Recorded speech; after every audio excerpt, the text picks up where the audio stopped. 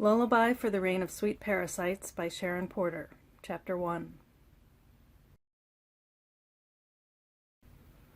Again, the uncommonly familiar haze hovers below a pale rising sun. Light black clouds envelop smoke and ash from distant sources. Months ago, the swollen mass pelted dust-covered SUVs, abandoned across the concrete grid. For weeks without end, soot showered the passages of humans who descended unlawfully over the landscape, eyes bleeding, wheezing, unable to distinguish beneath the thick, ungodly sludge sputtering huge droplets into toxic pools. The vibration, unceasing, underfoot. The dense, imperceptibly slow ripple of drumming, water on stone, millions of years old. The slate and granite, split open from the violent earth tremors, have returned to their frigid, damp stasis. A sheer cliff again at rest feels only change that is gentle, incremental. The stone sings now, as always, this deep, ringing dirge known by so many native generations. To the people of the city, few, almost none, are awake enough to hear. But it penetrates. You felt the stone cold setting in your bones through 6 months of continuous dark rain, leaching your skin of its color and exhausting all effort, compromising all progress. It holds you still, captive to its gravity. It used to thump slowly, countering the hurried rhythm of your heart. It made you disheveled. Maybe you spilled your morning coffee on a clean shirt. Maybe you left a pile somewhere it didn't belong. Maybe you stopped yourself from moving forward by procrastination, which was really confusion, because your time was not in sync with the cold stone under your feet. The song of the rock, the vibration pulsing inaudible, resonated forever unknown. The fish crawl like desperate old men from the back of the toxic shore. The sick and tremoring children laugh and cough up blood. Sick as they are, some of them do hear. That lonely, ancient murmur will someday call for its witnesses to come forward. But for you?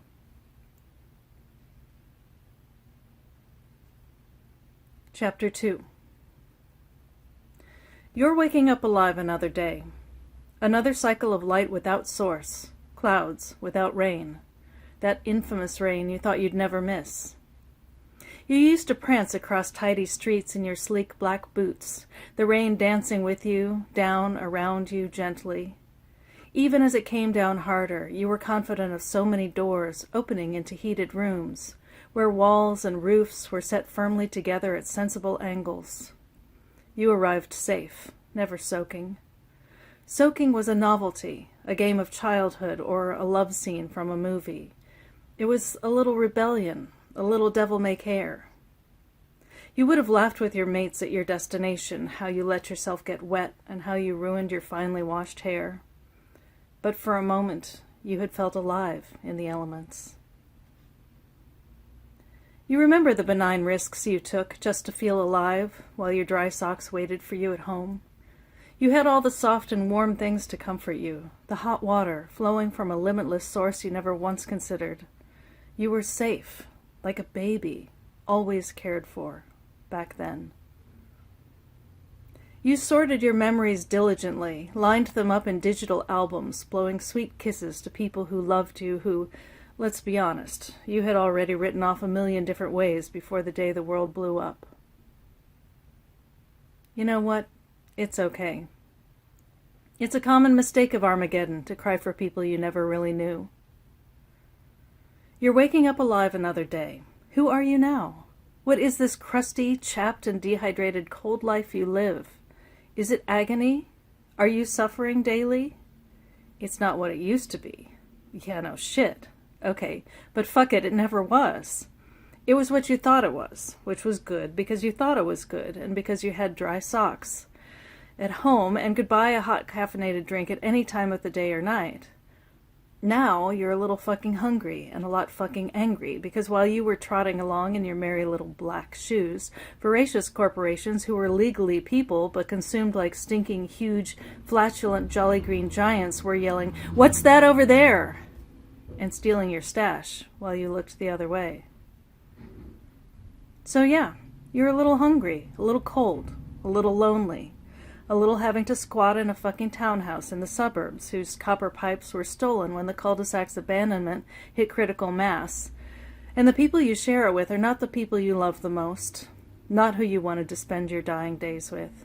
Not that you didn't try to hold them close, the ones that you loved, but you were only chasing their shadows.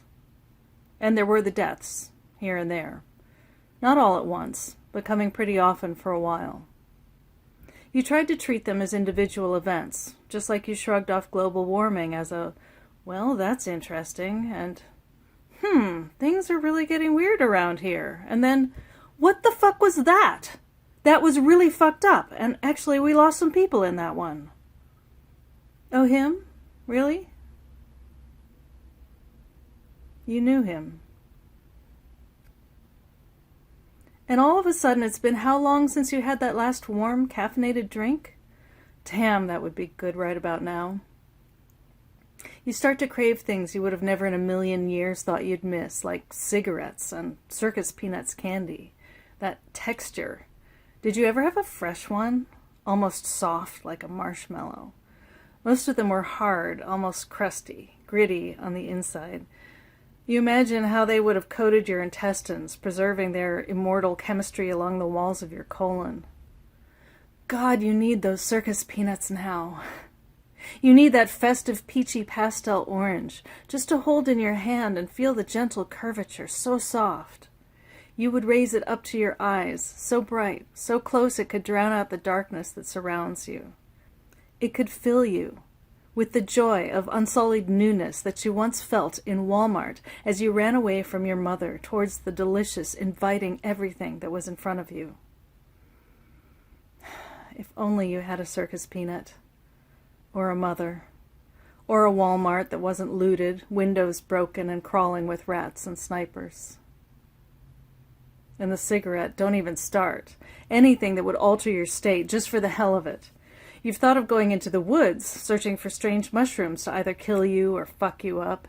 Maybe a little vision quest would bring the whole thing into perspective. Forget that every mushroom trip you've ever had was hell on earth. When you're really living hell on earth, maybe, just maybe, it's a lot more like circus peanuts. Or you could die, which you've wondered why you haven't yet. Not good enough? Not enough of a threat? Too healthy and robust? Or just dumb fucking luck? You've wondered why you couldn't.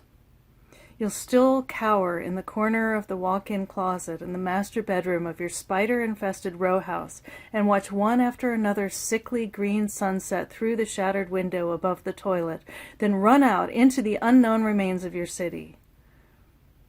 Your eyes drop down to the marble double sinks and you remember the people you were.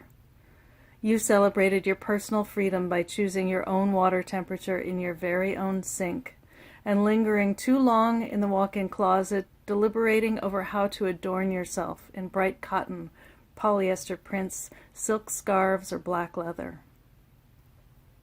You used to clean those double sinks. Actually, yeah, those very ones. Not because they were yours. You knew the family who lived there. They paid you twice a month to come in and reaffirm their spotlessness. You used to turn on public radio and feel self-righteous and smart, proud of your light footprint upon the earth compared to that of your employers. When you found out they had joined the exodus, sure, you gave it a little time. You knew the looters would come. Best to not put your life at risk. You laid your claim once there was nothing left but the carpet, molding in some corners, and the double sinks, dry as the earth in the Amazon now, never again to feel water gently splashing against the sides of the bowls. Never a hope of returning to the Creator through the almost immeasurable drip, drip of time. They would eventually return to the Creator, violently, but you wouldn't be there to see it. Your eyes fall on the crack that runs the length of the dusty mirror above the counter. You used to polish it until it sparkled clear. With your little blue apron and your soft cloth wipes and a little spritz, even with the light perspiration that collected on your smooth forehead, you glowed beneath the halogen lights. You were an actor, even on this reclusive stage, and you admired your work with pride.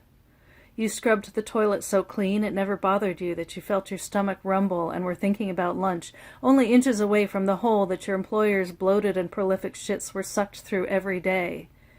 It never bothered you, because your employers did everything humanly possible to deny their existence as barely disguised, fluid-producing, earwax and dust mite-covered, belching and sweating, shit-producing primitive animals. Ah, the days when that was humanly possible. Also humanly possible back then, lunch. So how do you survive, and why? Why aren't you running into the woods, eating every mushroom you can find just to eat, or trip crazily, or die? Why do you allow yourself to crawl over to the little boy's room, to trace your fingers across the cracked and dusty mural of little cartoon cars toot-tooting along a hopeful little road, through the playful little buildings, tilted whimsically this way and that? You let yourself pretend, like the boy often did, to drive in the red car past the construction site. You willfully forget the skyline of your real city and how the buildings that tilted soon began to fall. You fail to evoke the further memory of the construction site and how that shiny yellow excavator on the road was actually pulling up huge chunks of concrete and steel in the desperate attempt to reach half-crushed bodies, half out of this world already. The dogs on leashes weren't in the park. They were climbing over a broken new landscape, sniffing for life in ruins reeking of the dead, followed by heroic police officers and firefighters gasping for water, desperately hopeful that we'd find our humanity again somewhere among the wreckage. Alas, our humanity remains. It lives in your fingers along the little boy's wall. Every time you think you're ready to run outside and howl at the night with the wolves, and then probably be eaten alive by them, your humanity sends you back into that goddamn little room, and sometimes, fuck it, you're gonna cry again. Because you know,